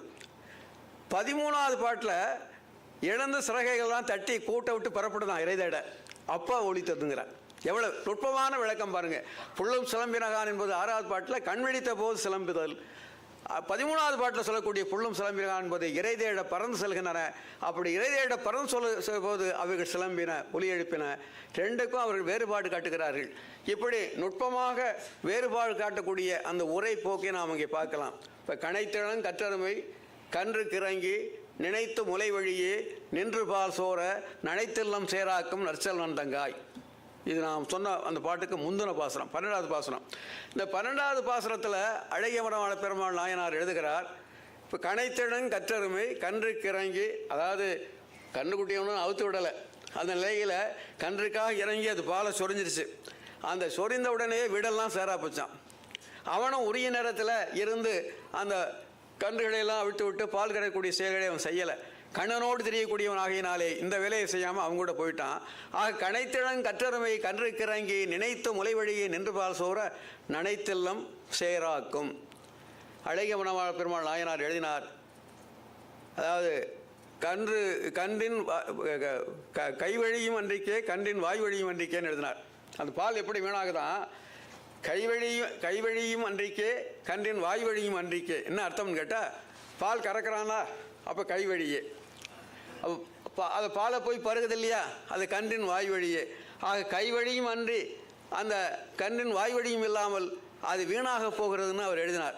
இப்படி அவர் எழுதியதற்கு என்ன காரணம்? வெள்ளி வீதியாரும் சங்க நூற்புலவர் எந்த அளவுக்கு அவர்கள் சங்க இலக்கியங்களெல்லாம் படித்திருந்தார்கள் என்பதற்கு உதாரணம். கன்றும் உண்ணாது கலத்தினும் படாது, கன்றும் உண்ணாது கலத்தினும் படாது. ஒன்று கன்று குடிக்கணும், அல்லது கறந்து களத்தில் படணும். அப்படி இல்லாமல் என்னுடைய அழகு இப்படி வீணாய் போகிறது என்று தலைவி வருந்துவது மாதிரி வெள்ளி வீதியார் பாடிய ஒரு பாடலை இங்கே எடுத்து காட்டுகிறார். இங்கே ஒரு செய்தியை இடைப்பிரவராக என்று சொல்லுவார்கள் தமிழில் இலக்கணாசி. இடைப்பிரவரல்னா இடையில் வேற ஒன்று சொல்கிறது. இது கூட இடைப்பிரவர் அல்ல, பிறவரல் அல்ல, இயல்பாகவே சொன்னால் பொருந்தும் என்று நான் நினைக்கிறேன். வைணவ உரையாசிரியரை பொறுத்தவரை நுட்பமாக தினமொழியில் ஒரு ஆண்டுக்கு முன்னால் நான் எழுதியிருந்தேன். சங்க இலக்கியங்களை பற்றி ஒரு தவறான கருத்து சிவனடியார்களால் ஒரு காலத்தில் பரப்பப்பட்டது. சிவனடியார்களால் அதை யார் சொல்கிறான்னு கேட்டால், இப்போ நம்ம சொன்னால் தப்பாக நினைப்பான். வைணவர்கள் கூடிய ஒரு சபையில் அவர் பேசுகிறான்னு. மயிலை மாதவதாசன் என்று திவ்ய பிரபந்தத்தை ஒருத்தர் பதிப்பித்தார், பார்த்துருக்கலாம் நீங்கள். அவரே திருமுறைகளை இளமுருகனார் என்ற தலைப்பில் அவர் பதிப்பித்தார். அவருடைய இயற்பெயர் பாலசுப்ரமணிய முதலியார், மயிலை பாலசுப்ரமணிய முதலியார். மயிலை பாலசுப்ரமணிய முதலியார் தான் மயிலை மாதவதாசனுங்கிற பெயரில் திவ்ய பிரபந்தத்தையும் இடமுருகனாருங்கிற பெயரில் திருமுறைகளையும் அவர் பதிப்பித்தார். அவர் சொல்லுகிறார், நான் சிறுவனாக இருந்த காலத்தில் சங்க இலக்கியங்களை பற்றி சிவனடியார்கள் தவறாக ஒரு பிரச்சாரம் செய்தார்கள். எழுதுகிறார், அது பதிப்பில் இருக்குது. சங்க இலக்கிய பதிப்பு, அந்த காலத்தில் சைவ சமாஜ பதிப்பு, பின்னால் 1960களிலே பாரிநிலையம் அதை பதிப்பித்தது. அதில் பாலசுப்ரமணிய முதலியார் பதிவு செய்திருக்கிறார். சிவனடியார்கள் சங்க இலக்கியங்களை பற்றி தவறான ஒரு கருத்தை அந்த காலத்தில் பரப்பினார்கள். என்ன தவறான கருத்து? சங்க இலக்கிய பாடல்கள் கள்ளை பற்றிய பாடல்கள், சங்க இலக்கிய பாடல்கள் இறைச்சி பாடல்கள், இறைச்சியை பற்றியும் காரணம் கள் குடிக்கிற பற்றியெல்லாம் வருவாங்க. அதே மாதிரி இறைச்சி உணவு உண்பது பற்றியெல்லாம் வரும். அதனால் கள்ளையும் இறைச்சி உணதலையும் பற்றி பேசக்கூடிய இவன் சிவனடியார் என்கிற முறையில் அதில் முழுதும் எல்லா பாட்டிலையும் அதுவாக சொல்லியிருக்கான். அக்காலத்து வாழ்க்கை முறைகளை பேசுவதோடு சில பாடல் வரும். எவ்வளவு அற்புதமான சொற்களஞ்சியமாக இருக்கக்கூடிய அந்த சங்க இலக்கிய நூல்களை 10 பாட்டு ஆதிமனம் பற்றினார் பற்றுவோரோ என்று பேராசிரியர் சுந்தரம் பிள்ளையால் பாராட்டப்பட்ட அந்த சங்க இலக்கியங்களை சைவர்கள் இப்படி தவறான கண் கொண்டு பார்த்தார்கள். அதை சைவரை பதிவு செய்திருக்கிறார். இந்த இடத்தில் நான் சொல்ல வருகின்ற ஒரு உண்மை என்ன என்று கேட்டால், 16ஆம் நூற்றாண்டில் உரையாசிரியர்களுடைய காலம், ராமானுஜர் காலம் தொடங்கி 12லே தொடங்கியது. ராமானுஜர் வாழ்ந்த அந்த காலம் தொடங்கி அவரை போய் உரை செய்ய சொல்கிறார்கள். ராமானுஜர் எவ்வளவு தொலைநோக்கு சிந்தனையாளர் என்பதற்கு ஒரு உதாரணம் சொல்கிறேன். நீங்கள் தேவரீர் ஸ்ரீபாஷ்யத்திற்கு வியாக்கியானம் செய்தது போல, அந்த பாஷ்யம் எழுதியது போல, பிரம்மசூத்திரத்திற்கு ஸ்ரீபாஷ்யம் செய்தது போல நீங்கள் ஆழ்வார்களுடைய பாசுரங்களுக்கு உரையருளி செய்ய வேண்டும் என்று இந்த பிள்ளான் அவர் திருவோலக்கமாக எழுந்திருந்த போது தாழும் தடக்கையும் கூப்பி விழுந்து வணங்கி எழுந்து விண்ணப்பித்தார், நீங்கள் உரை செய்யணும்னு. அதுக்கு ஓம் என்று உரைத்தருளி அப்படி அவர் சொல்லலை. ஓம் செய்கிறேன்னு அவர் சொல்லலை. ஓம்னா ஆமான்னு அர்த்தம். அப்படி உரைத்தருளும் இல்லை. என்ன சொன்னார்? நான் செய்ய மாட்டேன்.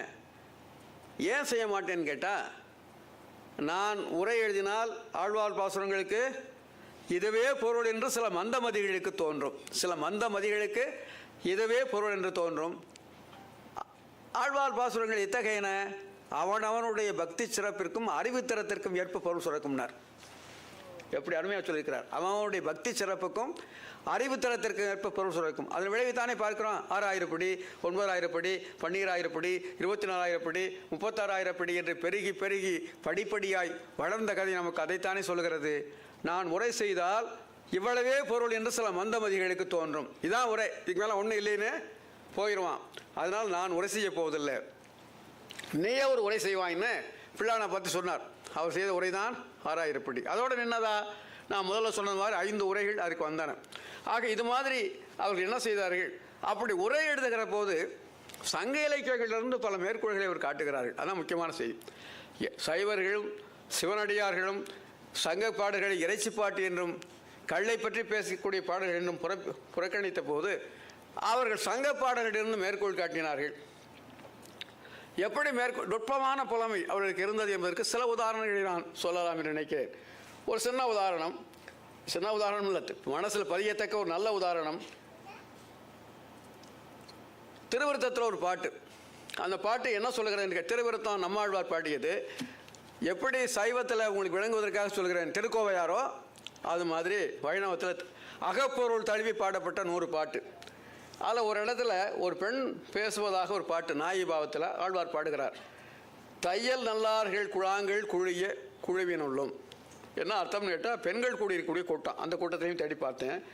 ஐய நல்லார்கள் குழிய விழவு. ஐயன்னா ஆண்கள் கூடியிருக்கக்கூடிய கூட்டம். ஆண்கள் கூடியிருந்தால் இளைஞர்களாக அந்த போர் விளையாட்டுகளை விளையாடி பயிற்சி செய்து கொண்டிருப்பார்களாம். அது பெண்கள் கூடியிருக்க கூட்டத்திலையும் போய் தேடி பார்த்தேன். இளைஞர்கள் கூடியிருக்கக்கூடிய கூட்டத்திலையும் போய் தேடி பார்த்தேன். யாரை தேடி பார்த்தேன்? கண்ணனை தேடினேன். கைய பொன்னாழி வெண் சங்கடும் காண்பான் அபோவன் நான். அந்த ஆழியும் சக்கரமாக இருக்கக்கூடிய கண்ணன் இந்த கூட்டத்தில் எங்காவது பெண்கள் கூட்டத்தில் ஒன்றும் இருந்தால் பெண்கள் கூட்டத்தில் இருக்கணும், அல்லது இளைஞர் கூட்டத்தில் இருக்கணும், அங்கெல்லாம் இருப்பானா என்று தேடி பார்த்தேன். கைய பொன்னாழி வெண் சங்கொடும் காண்பான் அபோவன்னா. அந்த பொன்னாழியும் சங்கும் சக்கரமாக அவன் காட்சி தருவான் என்று எல்லா இடங்களிலும் ஓடி ஓடி நான் தேடி பார்த்தேன். மையவண்ணா மணியே முத்தமே என்ற மாணிக்கமே அப்படின்னு முடிக்கிறார் நாயி பாவத்தில். இப்போ எல்லா இடங்களிலும் நான் தேடி பார்த்தேன் என்பதை சொல்லுகிற போது பெண்கள் கூட்டத்தில் தேடினேன், இளைஞர்கள் கூட்டத்தில் தேடினேன், எங்கேயும் அவனை சங்கம் சக்கரமாக இருக்கக்கூடிய பெருமானை நான் காண முடியவில்லை என்று அந்த நாயகி வருந்துவதாக அருளி செய்தார் நம்மாழ்வார். இப்போ அந்த நான் சொன்னேன் இல்லையா, அழகிய மனவாழ செய்யறன்னு பன்னீராழி புடைகாசிரியர் என்ன செய்கிறார்? இந்த பாட்டை எடுத்த உடனே அவருக்கு உடனே ஒரு சங்க பாட்டு ஞாபகத்துக்கு வருது. அந்த சங்க இலக்கிய பாட்டு எதுன்னு கேட்டால், அது குறுந்தொகையில் ஆதிமந்திங்கிற ஒரு பெண்பார் புலவர் பாடிய பாட்டு. அந்த பாட்டு என்ன? மல்லர் குழிய விளைவினானும் மகளி தழிய துணங்கையானும் யாண்டுங்கானேன் மாண்டக்கோனை. எல்லா இடங்களில் பெண்கள் கூடியிருக்கிற கூட்டத்திலையும் மல்லர்களாகிய போர் வீரர்கள் கூடியிருக்கிற கூட்டத்திலும் ஓடி ஓடி தேடி தேடி நான் பார்த்தேன். எங்கேயும் அவனை காணவில்லையே. நானும் ஒரு ஆடுகள மகள். ஆடுகளம்னா நாட்டியம் ஆடக்கூடிய, அவனும் அந்த ஆடுகளத்தில் சிறந்தவன் என்பதை போல அவர் பேசுகிறார். இது சங்க இலக்கிய பாட்டு. இப்போ இந்த தையல் நல்லார்கள் என்கிற இந்த பாட்டுக்கு உரை எழுதுகிற அழகிய மனவாள சீயர் இந்த குறுந்தொகை பாட்டை எடுத்து காட்டுகிறார். குறுந்தொகையில் 31வது பாட்டு, மல்லர் குழுவிய விளைவினானும் மகளிர் தெளிய துணங்கையானும் என்று இது அகத்தமிழிலும் சொல்லப்பட்டது. Very word. இந்த 2 வார்த்தைகளை காட்டி நான் முழு பாட்டையும் உங்களுக்கு இப்போ சொன்னேன், ஆனால் அவர் தொட்டு காட்டுகிறார். மல்லர் குழுவிய விளைவினானும் மகளிர் தெளிய துணங்கையானும் யாண்டுங்கானேன் என்று அகத்தமிழிலும் இது சொல்லப்பட்டது. அகத்தமிழ்னா என்ன? குறுந்தொகை முதலான நூல்கள், நற்றிணை, அகநானூறு முதலான நூல்கள் அகத்தமிழிலும் சொல்லப்பட்டு. அப்போ எந்த அளவுக்கு சங்க இலக்கியங்களை அவர்கள் ஆழ்ந்து படித்திருக்கிறார்கள் என்பதை நாம் எண்ணி பார்க்க வேண்டும். இப்போ மாரி மலைமுழஞ்சில் ஒரு பாட்டு, அது திருப்பாவியில் வர்றது. மாரி மலைமுழஞ்சில் மண்ணி கிழந்துறங்கும் சிறிய சிங்கம் அறிவுற்று தீவிழித்து வேரி மயி பொங்க எப்பாடும் போந்துதறி மோரி நிமிர்ந்து முழங்கி புறப்பட்டு போதருமா போலியனே பூவை பூவண்ணா நின் கோயில் என்றும் இங்கனே போந்தரிழி கோப்புடைய சிறிய சிங்காதனத்திலிருந்து யாம் வந்த காரியம் ஆராய்ந்து அருள். பாடல். இந்த பாட்டுக்கு உரையிடுகிற போது மாரி காலம், அந்த மாரி காலத்தில் எப்படியெல்லாம் உயிர்கள் கூடி அல்லது வெளியே போக முடியாது, தொடர்ந்து மழை பெய்யுது. அப்போ அகிரிடை விலங்குகள் உட்பட மனிதர்கள் உட்பட எல்லாரும் கூடி மகிழ்ந்திருக்கக்கூடிய காலம் அப்படின்னு எழுதுகிற போது அந்த வியாக்கியானம் முழுவதும் போகரசம் அனுபவிக்கும் காலம், சேர்ந்திருக்கும் காலம், பிரிந்தார் கூடியிருக்கும் காலம், இப்படியே காலம் காலம் காலம்னு எழுதிட்டே வருவார். படிக்கிறதுக்கு நம்ம சுவையாக இருக்கும். பிரிந்தார் கூடும் காலம், கூடினார் சேர்ந்திருக்கும் காலம். அப்படி சேர்ந்திருக்கிற போது அனைத்தகை நெகிழ்த்த அளவில், இப்போ அனைத்த கையை மறுபடியும் இருக்க அணைக்கிறதுக்காக நெகிழ்க்கிறான், அந்த அளவிலையும் அவள் வருந்துகிற காலம்னு அவர் அடுக்கடுக்காக சொல்லிட்டே வர்றார். இப்படி அடுக்கடுக்காக இந்த உரையை அவர் எழுதுவதற்கு என்ன காரணம், என்ன இன்ஃப்ளூயன்ஸ் அதுக்கு? மங்கையர்கள் புனல் பொழிய மழை பொழியும் காலம், மாரவேல் சிலை குணிக்க மயில் குணிக்கும் காலம், கொங்கைகளும் கொன்றைகளும் பொன்சரியும் காலம், கோகனக கொடிமுல்லை முகநகைக்கும் காலம், அங்குயிரும் இங்குழலும் ஆனமழை காலம், அவரொருவர் நாம் ஒருவர் ஆன கொடுங்காலம். நந்தி கிளம்பம். நந்தி கிளம்பத்தில் பிரிந்திருக்கக்கூடிய தலைவி அந்த பிரிவு துயரால் தான் எப்படி வருந்துகிறோம். இந்த மழைக்காலம் எனக்கு எவ்வளோ வேதனையாக தருது. மங்கையர்கள் புனல் பொழிய கண்ணீர் வருதான், மங்கையர்கள் புனல் பொழிய அங்கே மழை பொழியுது. மங்கையர்கள் புனல் பொழிய மழை பொழியும் காலம், மாரவேல் சிலை குணிக்க மயில் குணிக்கும் காலம், கொங்கைகளும் கொன்றைகளும் பொன்சொறையும் காலம், கோகனக கொடி முல்லை முகநகைக்கும் காலம். வருவேன்னு சொல்லிட்டு போனான், வந்தானா என்று அந்த முல்லைப்பூவை பார்த்து சிரிப்பதை போல் இருக்கிறான். இந்த பாட்டை படித்ததுனால அவர் என்ன பண்ணுறார், பிரிந்தவர்கள்லாம் வருந்துகிற காலம், அதே சமயம் கூடினவர்கள்லாம் போகரசம் அனுபவிக்கும் காலம், அப்படி கூடினவர்களும் அனைத்தகை நிகழ்த்த அளவில் வருத்தப்படக்கூடிய ஒரு காலம் என்று ஒரு கவிதை போல உரை எழுதி கொண்டு போகிறார். அப்படி உரை எழுதி கொண்டு போவதற்கு காரணம் அவருக்கு அடி எடுத்து கொடுத்தது என்னன்னு கேட்டால் இந்த நந்தி கலம்பங்கிற நூலில் இருக்கக்கூடிய பாட்டு தான். அதே மாதிரி அவர்கள் எவ்வளவு நுட்பமாக பொருள் உரைத்தார்கள் அப்படிங்கிறதுக்கு ஒரு பாட்டு, பொங்கத்தம் பொங்கோ குளமணி தூரமேன்னு பெரியாழ்வார் திருமொழியில் 2 வரும். திவ்ய பிரபந்தத்தை நல்லா படித்தவங்களுக்கு அது கொஞ்சம் புதுமையாக இருக்கும். அதனால் பொங்கத்தம் பொங்கோ, ஒவ்வொரு பாட்டும் பொங்கத்தம் பொங்கோன்னு முடியும். இன்னொரு பதிகத்தில் ஒவ்வொரு பாட்டும் குளமணி தூரமே குளமணி தூரமேன்னு முடியும். காஞ்சிபுரம் மகாவித்வான் பிரதிபாதி பயங்கர வணங்காச்சாரிய சுவாமிகள் இதுக்கு உரை எழுதுகிற போது இந்த 2ம் ஏதோ ஒரு வாய்ப்பாடு போல் ஆழ்வார் காலத்தில் வழங்கியிருக்கிறது, இதை பாடியிருக்கிறார். இதுக்கான முந்தைய இலக்கியங்கள் எதுவும் கிடையாது. இந்த 2 பதிகமும் தான் இதுக்கு இலக்கணமும் இலக்கியமாக இருக்கிறது என்பார். அப்போ ராமனுக்கு முன்னால், இலக்குவனுக்கு முன்னால் அரக்கர்கள் எல்லாம் எங்களை மன்னித்து விடு, ராவணன் செய்த தீமைக்காக நாங்கள் எல்லா துன்பங்களையும் இப்பொழுது அனுபவிக்கிறோம் அப்படின்னு சொல்லி அவர்கள் ஆடுகிறார்கள். இப்படி ஒரு கற்பனை யார் செஞ்சது? எங்கேயாவது ராமாயணத்தில், வால்மீகி ராமாயணத்தில் இருக்கா? ஆதி ராமாயணம் என்று சொல்லக்கூடிய, ஆதி காவியம் என்று சொல்லக்கூடிய ராமாயணத்தில் இருக்கா? கிடையாது, இங்கேயும் இல்லை. ஆனால் இவர் ஒரு கற்பனை செய்து பாடுகிறார், தன்னை அரக்கனாக பாவித்து. அதே சமயம் ராமபிரானையும் இலக்குவனையும் துதிப்பது போல அவர் பாடுகிறார். அவர் பாடுகிற போது குறக்க நாயகர்களால் இளங்கோவே, முழு பாட்டையும் சொல்லாமல் சுருக்கமாக சொல்கிறேன், குறக்கு நாயகர்களால் இளங்கோவே. குறக்கு நாயகர்கள் யாரு? சுக்ரீவன், அனுமோதனானவர். இளங்கோங்கிறது யாரு? லக்ஷ்மணன். இளங்கோவே கோல வல்வில் ராமபிரானே அரக்கர் ஆட அழைப்பார் இல்லை. அரக்கர் ஆடு அழைப்பார் இல்லை, அஞ்சினோம் தட தொங்க தம்பொங்கோ. நாங்கள் எல்லாம் பயப்பட்டோம். அரக்கர்களில் ஆடு என்று அழைப்பார் இல்லைன்னு ஒரு உரை சொன்னாரா, நஞ்சியர் சொன்னாரா, ஒரு ஆடு உண்மையில் பயந்தது தான். ஆடு பயப்படத்தான் செய்யும். சிங்கத்தை பார்த்து நான் இது வரைக்கும் 99 சிங்கத்தை சாப்பிட்டேன், உன்னை சாப்பிட்டேன்னா 100வது சிங்கத்தை சாப்பிட்டதா என் கணக்கு வந்துடணும்னு சொல்லி போலியாக தைரியமாக நடந்து வந்து சிங்கத்துக்கு முன்னால் பேசிச்சான். பேசின உடனே அந்த சிங்கம் பயந்து ஓடி போயிடுச்சான். ஓஹோ, இது ஒருவேளை 99 சிங்கத்தை ஏற்கனவே சாப்பிட்ருக்குமோ என்னவோ, நம்மையும் சாப்பிட்டாலும் சாப்பிடணும் பயந்து ஓடி போய் விட்டது என்று ஒரு கதையை நஞ்சியர் சொன்னார். அருகில் இருந்த நம்பிள்ளை பெரிய உரையாசிரியர், அவர் தான் திருவாய்மொழி குறை சொன்னவர், அவருடைய சீடர். அதே சமயம் இதற்கு இதுவோ பொருள்னு கேட்டாராம். இதற்கு இதுவோ, அப்போ நீ இப்படி கேட்பாயானால் இதற்கு வேறு பொருள் இருக்க வேண்டும் அப்படின்னு சொல்லுனாராம். தமிழர்கள் ஆடு என்ற சொல்லின் மூலமாக வெற்றியை குறித்தார்களாராம். தமிழர்கள் ஆடு என்கிற ஆடு அவன் ஆடவன், அவன் ஆடுன்னு அர்த்தம் இல்லை. ஆடவன்னா செய்யக்கூடிய முயற்சிகளிலே வினையே ஆடவர் குயிரே, மனையுறை மகளிருக்கு ஆடவர் உயிர்னு சங்க இலக்கியம் சொல்லுது இல்லையா. ஆக ஆடு என்பதற்கு வெற்றி என்று பொருள். ஆகவே இந்த இடத்துல அரக்கர்களில் எல்லாம் முடிஞ்சு போச்சு, கதையெல்லாம் ஆளார்கான் எல்லாம் முடிஞ்சு போச்சு. இப்போ மிஞ்சி இருக்கிறது நாங்கள் சில அரக்கர்கள் தான். அவன் ராவணன் செய்த பாவத்தை நாங்கள் அனுபவிக்கிறோம், எங்களை மன்னிச்சிருன்னு கேட்குற மாதிரி பாடுறார். அப்போ அவர் சொன்னார்களாம், அரக்கர் ஆடு அழைப்பார் இல்லை. இனிமேல் அரக்கர்களில் எங்களுக்கு வெற்றி உண்டாகும். வெற்றிங்கிற பேச்சை பேசுகிறதுக்கே எங்களுக்கு ஆள் இல்லை, வெற்றிங்கிற சொல்வதற்கே எங்களுக்கு தகுதி கிடையாது என்று சொல்லி ஒரு மன்னிக்கக்கூடிய தோரணையில் இலக்குவருக்கு முன்னால் ராமனுக்கு முன்னாலே ஒரு ஆடுகிறார்களாம். அப்போ அந்த அரக்கர் ஆடு அழைப்பார் இல்லை என்பதற்கு ஆடு என்பதற்கு வெற்றி என்று பொருள் சொன்னார். அப்படி பொருள் சொன்னதுக்கு எது காரணம்னு கேட்டால், அந்த ஏற்கனவே தமிழில் இருக்கக்கூடிய ஒரு பாட்டு தான் ஆடாடு என்ப ஒரு சாராரே ஆடன் என்ப ஒரு சாரேன்னு ஒரு பாட்டு புறநானூற்றில். அதாவது கோப்பெருநர் கிள்ளின்னு ஒரு இளைஞன் அவன் ஒரு ஆமூர் மல்லனோடு பொருதுகிறான். அது சண்டையில் இவன் வெற்றி பெறுகிறான். இருந்தாலும் வேடிக்கை பார்க்குறவன் என்ன சொல்கிறான், சில சமயங்கள் இல்லையில் அவன் தான் நல்லா விளையாண்டான் அல்லது அவன் தான் நல்லா மல்லாடினான், அந்த மல்யுத்தம் செய்தான், ஆகவே வெற்றி அவனுக்கு தான் ஒரு பக்கத்தில் சொன்னாங்க. இன்னொரு பக்கத்தார் இல்லை வெற்றி இவனுக்கு தான்னாங்க.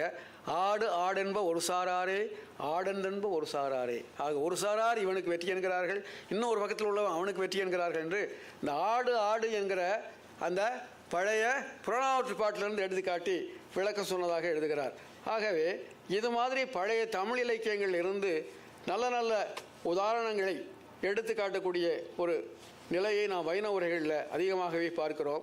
அப்படிப்பட்ட வைணவ உரைகள் ஆழ்வாருடைய பாசுரங்களைப் போல திரும்ப திரும்ப அனுபவிக்கக்கூடியவை, ரசிக்கக்கூடியவை. அவற்றை நாம் உண்மையிலே உணர்ந்தோமேயானால் ஆழ்வாருடைய பாசுரங்களில் எந்த அளவுக்கு நாம் ஈடுபடுகிறோமோ அதே அளவுக்கு இந்த உரைகளிலும் நாம் ஈடுபடக்கூடிய ஒரு நிலைமை உண்டாகும். உதாரணத்துக்கு அவர்கள் சில சொற்றொடர்கள், சில தொடர்கள், இப்போ கிருஷ்ணாவதாரம் சற்று முன்பு தான் நடந்து முடிந்ததுன்னு நம்மாழ்வார்கிட்ட சொன்னாங்களாம்.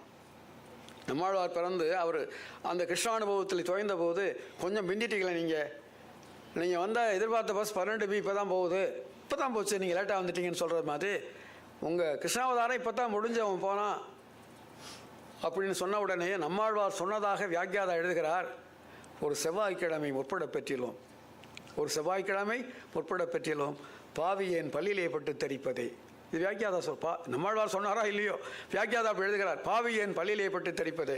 இப்போ சுவையான ஒரு பொருளை வாங்கி புதாக கடலைன்னு வச்சுக்கோங்களேன், நல்ல வறுகடலை சூடும் சோமையாக இருக்குது, அப்படி போட்டுக்கிட்டே போகிறோம், சாப்பிட்டுக்கிட்டே போகிறோம், அன்போடு பேசிக்கிட்டு திடீர்னு அதில் ஒன்று பல்லில் பட்டு கீழே விழுந்துடும்.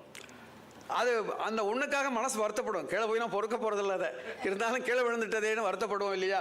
அதனால் கிருஷ்ணாவதாரம் சற்று முன்தான் நிகழ்ந்து முடிந்தது என்று சொல்ல கேட்ட ஆழ்வார் ஒரு செவ்வாய்க்கிழமை உட்பட பெற்றிலும் பாவியேன் பல்லிலே பட்டு தரிப்பதேன்னு வருத்தப்பட்டாராம்.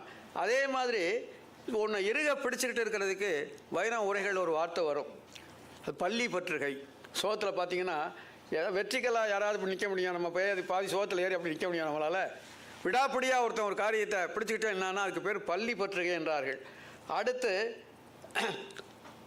ஒரு பந்தியில் உட்கார்றான், எதிர்பார்ப்பும் அதிகமாக இருக்குது நமக்கு.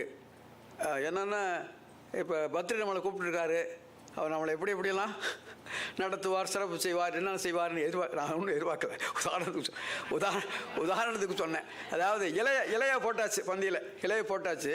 இலையை போட்ட உடனே அப்படியே தண்ணியை தெளிச்சிட்டு அப்படியே பார்த்துக்கிட்டே இருக்கான். அப்படி அங்கேருந்து பரிசாரர்கள் அப்படி பரிமாறிக்கொண்டே வருகிறார்கள். இலையில் என்னென்ன உணவுப் பொருட்கள் வரும்னு இவன் ஒரு கற்பனை செய்கிறான். என்னென்ன உணவுப் பொருட்கள் இலையில் பரிமாறப்படும்னு கற்பனை செய்கிறான். அந்த கற்பனையை எதிர்பார்ப்பினாலே மனக்கோட்டை கட்டக்கூடியவர்களை பற்றி பேசுகிற போது வைணவ உரையாசிரியர்கள் எப்படி சொன்னார்கள் என்று கேட்டால், இலையகலப்படுத்தல். அப்படி இலையை போட்டுட்டு தண்ணியை தெளிச்சுன்னா ஒன்றும் வரல, எதுவும் பரிமாறப்படவில்லை. இருந்தாலும் என்னென்ன வரும், இன்றைக்கி அந்த பூசணி அல்வா வருமா, அல்லது வேறு ஏதாவது பிரேமவிலாஸ் அல்வா வருமா, அல்லது கிருஷ்ணா ஸ்வீட்ஸ் மைசூர் பாக் வருமா, அது காய்கறி என்னென்ன வரும், என்ன அவியல் வரும். கேரளாவுக்கு போனால் அவியல்லே பல வகை சொல்கிறான். இனிப்பில் என்னென்னவோ வகைகள் இருக்குது. இதில் என்னென்ன நமக்கு பரிமாறப்படும் என்று ஒருவன் இலையில் அப்படி தண்ணீரை தெளித்து தடவி பார்த்து கொண்டு பரிசாரகனை அவரோடு பார்த்து கொண்டிருப்பது மாதிரி இலையகலப்படுத்தல், ஒன்றை எதிர்நோக்கி காத்திருத்தல். அதே மாதிரி நம்ம கூடவே இருப்பான், ஆனால் செய்கிறதெல்லாம் நமக்கு மாறா செய்வான். அதுக்கு என்ன சொன்னார்கள் தெரியுமா? இடக்கை பொறிமுறுக்குதல். அவனா இடது கையில் பொறிமுறுக்குவானே. பொறிமுறுக்குதல்ங்கிறது உங்களுக்கு தெரியும், கிராமப்புறங்களில் அதை பார்த்துருக்கலாம். அதாவது கதிரை அறுத்திருப்பாங்க, அதை களத்துக்கு கொண்டு வரணும். வயலில் அதை ஒவ்வொரு கத்தையாக எடுத்து மாறி மாறி வைத்து கட்டி களத்துக்கு கொண்டு சேர்க்க வேண்டும். அதை அந்த கதிர்களை கட்டுவதற்காக வைக்கோல் பொறியினால் கட்டணும். அப்போ ஒருவர் வைக்கோலில் தண்ணீரை தெளித்து அதை ஒருவர் அந்த பொறியை எடுத்து விடுவார், ஒரு இதை வச்சு. அப்போ பொறி முறுக்கிறவன் எப்படி முறுக்கணும்? வலது கை அப்படி திருப்பி இப்படி கொண்டு போகணும். இப்படி முறுக்கினா என்னாகும்? முறுக்கின பொறியும் என்னாகும்? அவிழ்ந்து போயிடும். ஆகவே நமக்கு இடையூறாக ஏதாவது ஒருவன் செய்வானேயானால் அவன் இடக்கை பொறிமுறுக்கிறவன் ஆயிற்று. இடது கை பக்கமாக முறுக்கி நமக்கு நன்மை விடையாதவர் செய்து விடுவான் அப்படின்னு. ரெண்டாவது, சில சமயங்களில் முயற்சி பெருசாக இருக்கும், பலன் அற்பமாக இருக்கும். ஆழ்வார் மடல் எடுக்க துணிந்த போது அவருடைய முயற்சி பெரும் முயற்சி. ஆனால் அவருக்கு கிடைக்கக்கூடிய பலனோ மிக சிறிது என்பது போல வியாக்கியாதா கருதுவார். இறைவனை இப்படியெல்லாமா பயமுறுத்தி அடைய நினைப்பது அப்படின்னு சொல்கிற போது, இது போர் சுட்டு பொறி கொறிக்கைம்பார். போர் சுட்டு பொறி கொறிக்கை. ஒருத்தனுக்கு பொறி சாப்பிடணும்னு ஆசை வந்துருச்சு. இந்த மார்கழி மாதத்தில் கருதை அடித்தாச்சு, போர்னால் உங்களுக்கு தெரியும். மறுநாள் அந்த அந்த கடாயிலெல்லாம் விட்டு அந்த நெல்லெல்லாம் உதற செய்யணும். அதுக்கு பேர் பனை அடித்தல் என்பார்கள். ஆணை கட்டி மாடு கட்டி போரடித்தால் மாழாது சென்னல் என்று ஆணை கட்டி போரடிக்கும் அழகான தென்மதுரை என்று பழைய நாட்டுப்பாடல் உண்டு. ஔவையார் படத்தில் அது வரும். இப்போ அது மாதிரி நெல்லை எடுத்து அது பிறகு அது பொறியாக்கி சாப்பிடணும். அந்த பொறுமை அவனுக்கு இல்லை. உடனே பொறி சாப்பிடணும்னு நினச்சான், உடனே கொளுத்தி விட்டான். எதை? அந்த போரை கொளுத்தி விட்டுட்டான். ஆக அது மாதிரி அவசரப்பட்டு செய்யக்கூடிய ஒரு செயல் போர் சொட்டு பொறி. அற்ப பலனுக்கு மிகப்பெரிய காரியத்தை துணிந்து செய்தல், அது போர் சுட்டு பொறி கொறிக்கை. ஆழ்வார் பராங்குசனாகி மடலடிக்க துணிந்தது அது மாதிரி தான் அப்படின்னு சில அற்புதமான தொடர்களை எல்லாம் அவர் கையாழ்வார்கள். அதாவது திருமடல்களை பற்றி சொல்கிற போது நான் திருமடல்கள் பற்றி தான் ஆய்வு செய்தேன். என்னை வைணவத்தின் பக்கம் இழுத்த ஒரு திருமங்கை ஆழ்வார் தான். நான் அவருடைய பாசுரங்கள் படிக்கிற போது கலியன், ஒலிசை, தமிழ் மாலை ரொம்ப சந்தம் அருமையாக இருக்கும். அதில் ஈடுபட்டு தான் முதல்ல அவரை தான் படித்தேன். அப்புறம் படித்து தான் மற்ற ஆழ்வார்கிட்ட நான் போகிறது. அப்போ திருமங்காழ்வாரை பற்றி தான் நான் பிஹெச்டி ஆய்வும் எம்ஃபில் ஆய்வும் செய்தேன். பிஹெச்டி வைணவ இலக்கிய வகைகள். அப்போ அந்த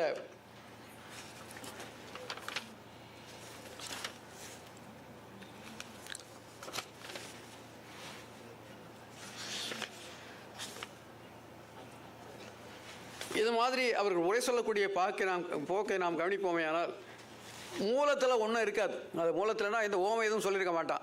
பிடிச்சிடறேன். மூலத்தில் ஓமை எதுவும் சொல்லியிருக்க மாட்டான். ஆனால் ஓமை சொல்லி அவர்கள் விளக்குவார்கள். ரொம்ப அற்புதமாக இருக்கும். இப்போ அழகர் கோயிலை பற்றி பாடுறார் ஆழ்வார், நம்ம ஆழ்வார். சதிரிட மடவார் தாழ்ச்சியை மறையாது அதிர்குரல் சங்கத்து அழகரதம் கோயில் மதிதவள் கொடுமை மாலிரும் சோலை பதியது ஏற்றி 70 பயனே.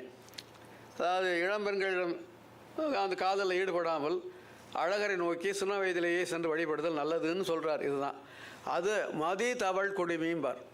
மாலிருஞ்சோலை.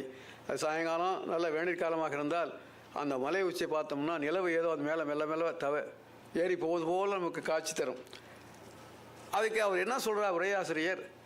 மதி தவள் கொடுமை. மதி மெல்ல தவழ்ந்து போகிறது மாதிரி நம்ம கண்ணுக்கு காட்சி அளிக்கும். சூர்பெண்டு சுரமேறுவதல் போலன்னார். சூர்பெண்டுனா கர்ப்பஸ்ரீ. கர்ப்பஸ்ரீ மலையில் ஏறினா எப்படி ஏறுவா? விறுவிறுனா ஏறுவா? ரொம்ப மெதுவாக ஏறுவாள் அல்லவா, அது சூர்பண்டு சுரம் ஏறுதல் போல. சுரம் என்பது இங்கே மலைப்புற வழி.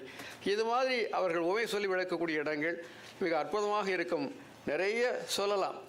ஒளிவில் காலமெல்லாம் உடனாய் மண்ணி வழுவிலா அடிமை செய்ய வேண்டும்னா இந்த பாசுரத்தை சொல்லி நிறைவு செய்கிறேன்.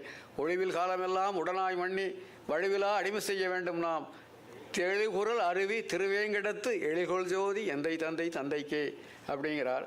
அதில் திருவேங்கடத்தை அவர் உயர்த்தி பாடுவதை நாம் பார்க்கிறோம். ஸோ இப்போ பரமபத மேலே இருக்கிறான் வானார் ஜோதி, பரமபதத்தில் இருக்கிறானே அது பகல் விளக்கப்பட்டிருக்குமா, அது பகல் எத்தனை விளக்கு எப்படி இருக்கும், அது பகல் விளக்கப்பட்டிருக்கும்.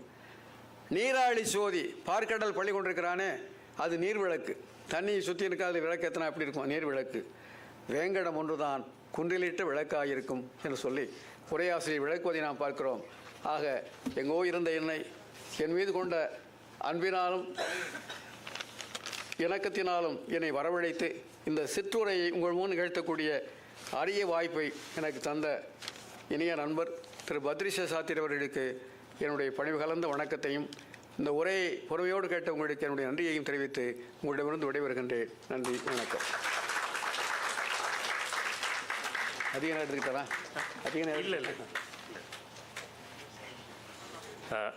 ஐயா அவர்கள் ஒரு ஆழமான சரிவான உரையை நிகழ்த்தினார்கள். அதாவது சங்க இலக்கியத்தில் பாசுரங்களில் ஐயா ஆழங்கால் பட்டவர் என்பது அவரோட உரையில் நமக்கு ரொம்ப தெளிவாக தெரிஞ்சது. சில சுவையான தகவல்கள், சில நுட்பமான நகைச்சுவை, ரொம்ப அருமையான உரை. ராமானுஜர் ஏன் திவ்ய பிரபந்தத்துக்கு உரை எழுதலைங்கிறது ரொம்ப அழகாக சொன்னாங்க.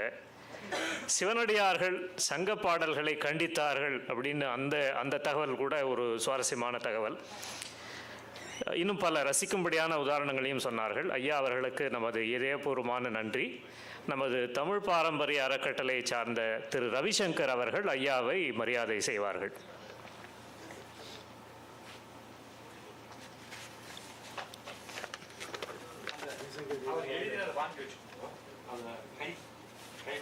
அதை